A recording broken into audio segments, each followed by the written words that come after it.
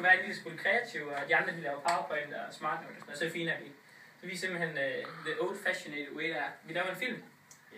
Ja, og den bliver du lavet af. En rigtig flot film. Ja, du skal ikke kæft begge. Vi har læst kapitel 16, og jeg vil så gå lidt i dybden af kapitel 16.1. Analyse af indtjeningen. Vi har læst lidt om overskudsgraden og aktivernes omsætningshastighed, og det er så den grundlag for, hvordan vi bedre kan forklare udviklingen af afkastningsgraden. Og derfor vil vi så i det her afsnit her, der vil vi gå dybere ind i at forklare virksomhedens indtjeningsevne. Og virksomhedens indtjeningsevne forstås, at ved indtjeningsevne forstås virksomhedens evne til at indtjene overskud på grundlag af den opnåede omsætning. En analyse af virksomhedens indtjeningsevne omfatter en undersøgelse af forholdet mellem virksomhedens indtægter og dens omkostninger. Og sådan en analyse baseres udelukkende på resultatopgørelsen, det vil sige, at balancen den skal ikke inddrages, når virksomhedens indtjeningsevne skal undersøges nærmere. Punktum. En virksomheds omkostninger de kan opdeles på forskellige måder. Det er dog pålagt, at en virksomhed i resultatopgørelsen enten skriver en artsopdel eller en funktionsopdel, men det er så alt efter, om det er produktions- eller en handelsvirksomhed. Punktum. Nu der vil vi gerne komme ind på forskellen på en intern og en ekstern analyse. Og vi vil starte med at forklare, hvad en intern analyse det er. Og ved en intern analyse der er det ofte hensigtsmæssigt, at man deler omkostningerne op i kapacitetsomkostninger og variable omkostninger. Fordi så er det herefter lettere at vurdere, hvordan de henholdsvis interne og eksterne eller kapacitets- og variable omkostninger påvirker indtjeningsevnen.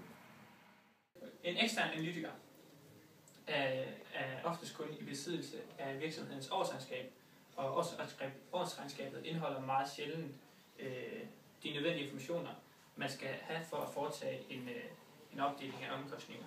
Så derfor må den eksterne analytiker i forbindelse med en analyse af indtjeningsevnen i stedet bruge omkostningsopdeling, og den fremgår så ofte i resultatopgørelsen i virksomhedens årsregnskab.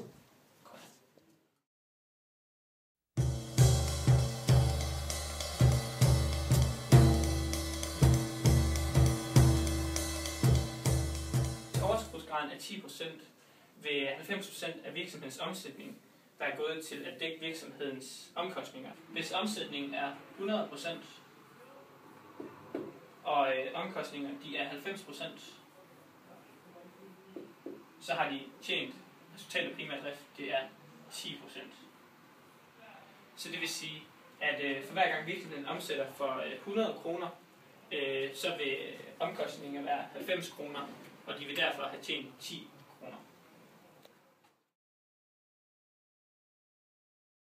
Forholdet mellem virksomhedens omkostninger og omsætning er, eller kan beregnes ved hjælp af indekstal, som beregnes ved at tage årets tal gange 100 og dividere det med basisårstal.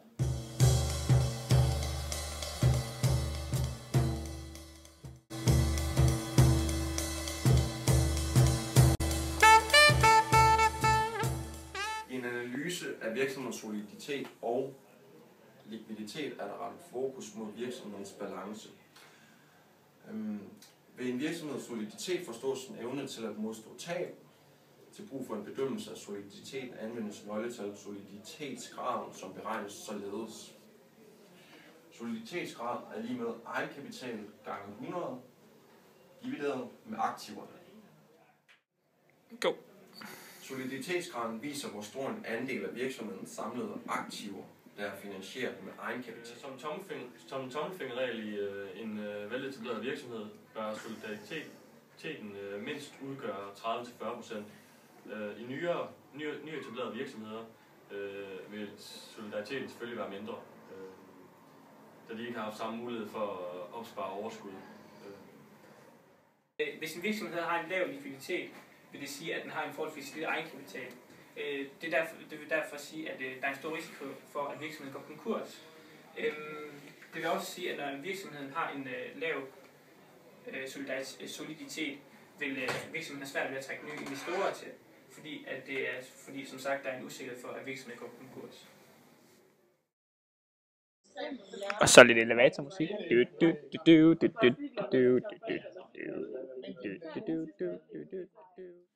Ved bedømmelse af niveauet for soliditetsgraden er det ikke kun tilstrækkeligt nok at have at tage hensyn til solidariteten, men man bør også inddrage forrentning, i det at virksomhedens soliditet også spiller ind på egenkapitalingsforretning.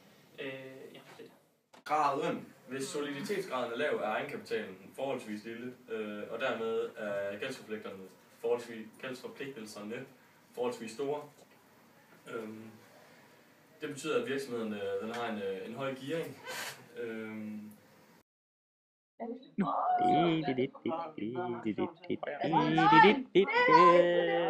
Det er løgn. For en vurdering af virksomhedens betalingsevne kan man beregne nøgletal likviditetsgrad, der har følgende indhold.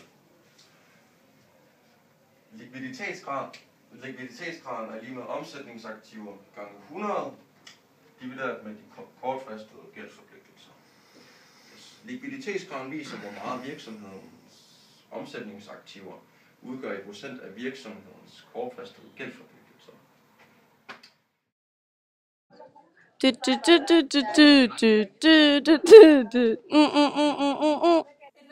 man kan møde i årsrapporten er ROIC, som betyder afkast af investeret kapital. Pas på den knald.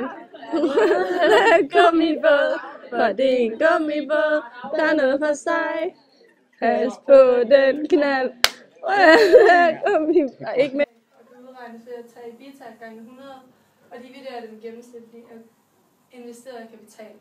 EBITDA, det står for indtjening før fordrag af andre skat og afskrivninger på goodwill. Og det svarer lidt til resultatet af primær drift plus eventuelle afskrivninger på goodwill. Nu er det jul igen, og nu er det jul igen, og julen var lige til påske. Nej, det er ikke sådan, var. EBIT er indtjening før fradrag af renter og skat, og det svarer igen til resultat af primær drift. Nøgletallet svarer også lidt til overskudsgraden. Den eneste forskel er, at der er tillagt de finansielle indtægter. Nu. EBIT-margin regnes ud ved at tage driftsresultat EBIT gange 100 divideret med nettoomsætning. Der sad 2 katte på et bord. Dette Hvad?